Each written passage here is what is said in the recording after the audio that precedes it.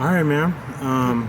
First and foremost, I want to say thank you. I really appreciate you sitting here doing this street interview with me. I think it's very important to give people, without necessarily a voice.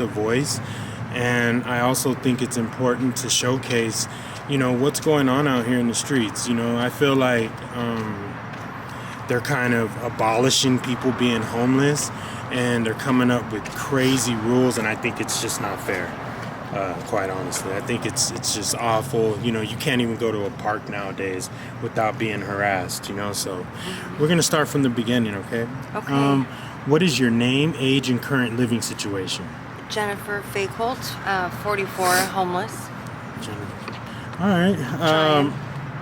How long have you been out here on the streets? 2 to 3 years, off and on. That's a long time. Yeah, it is. Would you believe it if I told you 90% of the people that I interview are not even from Arizona? Are you a native here? I am a native, and no, I didn't know that.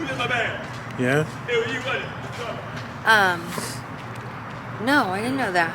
Yeah, it's Arizona's becoming like a melting pot of just variety of different people, which can be a good thing and a bad thing. So, it is what it is.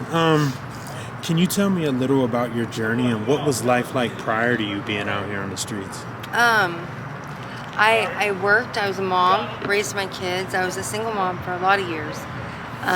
Sadly, my children went through some really painful things when they were younger, and I needed to dedicate a good 10 to 15 years to being solely their mom and making sure that they knew I would make good decisions, that I could take care of them on my own. They would be safe, they would be happy. And that's what I did, and it worked just like all the doctors said it would. They were very happy. Yeah. And then I got hurt at my job. The owner of the company did not have appropriate boundaries, and it really tore me apart. And I ended up going to drugs, and they being the company, utilized that opportunity to fire me. That's awful. Yeah. Yeah, that's awful, man. Yeah. I did all I could do to get back on my feet. I worked, part-time after that for a couple of years. And then I ran into gang stalkers. And yeah, that's horrible. yeah, they came in and basically took my car, my house, my job, my kids. And I can't get it on my feet again. Yeah, it's a tragedy. You always hear gang stoppers, the big or MP, midnight. Oh, production. Blank, yeah. Yes, very true. But you never run into anyone who's actually been in a situation. At least I haven't. I've heard a few people, but nonetheless. And that's awful, that that's happened to you, and it's a tragedy. Thanks. Both of those, I've run into both of those. Yeah, that's awful. The fact that that's still going on. I've been hearing of those since I was a kid. Really? Yeah, especially the MP. Yeah. I had no idea gang stalkers were out there like they are, but it's a big thing. Yeah. What's been the hardest part of being homeless for you? Not being safe. Not being safe? Yeah. I'm always in danger on some level. Yeah, that's horrible. That leads to my next question. I always ask people, is it safer being with a significant other or having a friend versus being out here by yourself, especially for being a woman out here? Yes. Unless, God forbid, your significant other is abusive or something like that. Yeah. But you have to always be with somebody else. Always, always, always. I don't care if it's daylight, it's nighttime. Yeah. Always be with somebody else. Yeah, yes, ma'am. I mean, I can only imagine. It has to be terrifying out here. You never know what someone's really thinking, What's been the hardest part of being homeless for you? There's no... Oh, gosh. It's hard to get that step up outside of not being safe. But as far as, using a phone, or being clean enough to go to an interview, or having money to get on the bus, or, there's always something that I don't have in order to take that next step and be productive. Yeah. That's horrible, but very well said. Is there a particular experience you've had while homeless that stands out? I know you probably had a lot. But can you elaborate on one or so that stands out to you?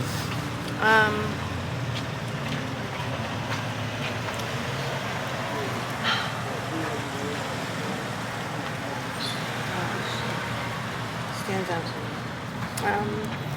I guess when I see the people, like I've been here for so long, I was a native here. I'm a native here. When I see somebody I know from 10 years ago, in the grocery store or something, and they see the way I look now, just the look on their faces probably is the worst. Yeah. That's awful. Yeah. I'm sorry about that. Yeah.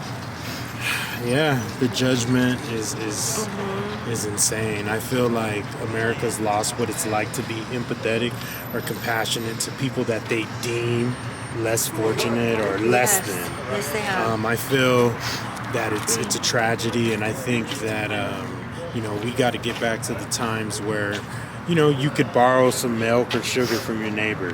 It's just not like that anymore. Right. I think it's crazy, and I really truly feel we need to get back to that. It's not always the drugs. I know, 100%. Mental health.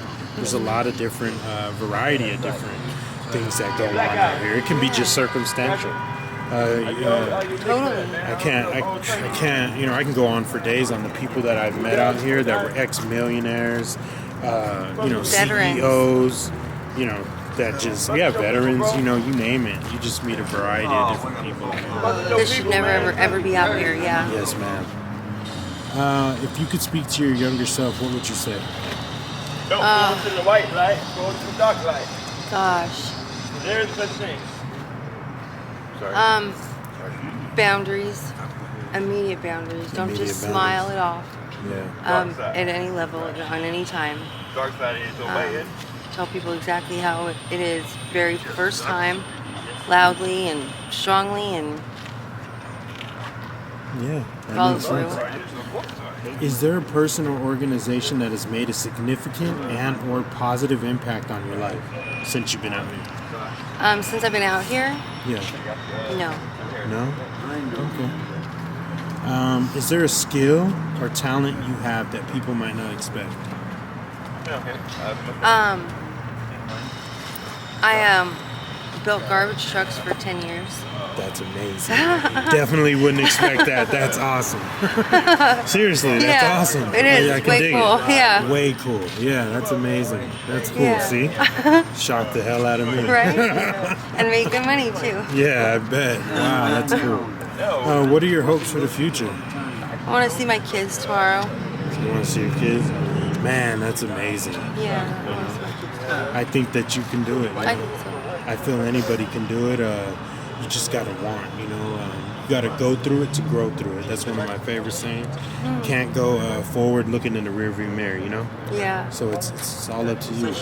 I think I will ever appreciate like the warmth and the being able to pay the rent and the bed more than ever before.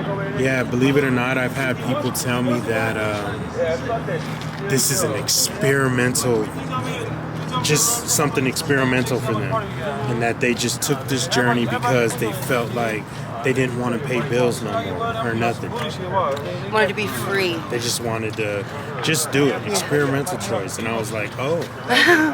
They got mad at their mom, Yeah, it's quite interesting. Yeah. Nonetheless. But, a variety of different people for different reasons, and that's why this is so captivating, Yeah. Is there anything you would like to share that I haven't asked you about? I hope that it's just really good that you're doing this. People get to see us on like a personal level, rather than just like a closed off, dirty person. I hope that people watch this and they feel like they can open up or help or that's the be goal. nice to us. That's always the goal. Empathy and compassion will get you a long way, and I think, like I said, we've just outright lost that in translation somewhere. Yeah. What is something you wish people understood about being homeless? Oh gosh. Sometimes it really is almost impossible to get out of it. Man. There's no one there. It looks like there is, but there's just those situations where it's just all lying against you. It's all against you. You know, I just don't even have that one thing. And I know it'll show up at some point. It will. It'll be there, and I'll grab it. But there are definitely days where it is just not. I can't. It's impossible. Almost impossible. Yes, ma'am. I agree. You know, no one knows what it's like until they're there. I feel like anybody can end up out here. You're literally a paycheck, drink, slip, fall, burp away from being out here. Yes. And the last thing you want to do is be so callous and judgmental to someone out here. And I preach that all the time. You know? Thank you. What advice would you give someone going through a hard time? God. Cry. It's okay Wow, to I haven't hurt. heard that one. Yeah, that's good. It's always good to let it out. And have somebody important, somebody you trust, somebody safe, somebody who will never turn on you. The support system, for sure. Yes, ma'am. And last but not least, I told you I didn't want to keep you long. Do you have a Cash App, Venmo, PayPal, or anything like that, just in case? You never know. Someone who sees this might want to help you out financially, or give you a little boost for the day. We'll just call it make you smile for a little bit, maybe. You never know. And deposit. I do. Okay, shout it out. I don't even know what it is anymore. Yo, I don't know. you are funny. They'll find it. No, you're serious. I mean, genuinely, you're funny. Thank you. That was cool. Don't even know, huh? Thank you. It's okay. You know, well, you know, if I ever see you again, I would like to get an update. We just don't like getting people while they're down. I like to catch people while they're up too. So, you know, I'd like to do it. Even if you're in the same situation, it don't matter. I'd like to get an update if I see you again. Would that be possible? That'd be great. Yeah. All right. Thank you so much. You have a beautiful day, and this was a very informational interview, and I thank you so much for giving me 10 minutes of your time. Thank you. Thank you so much. Bye-bye.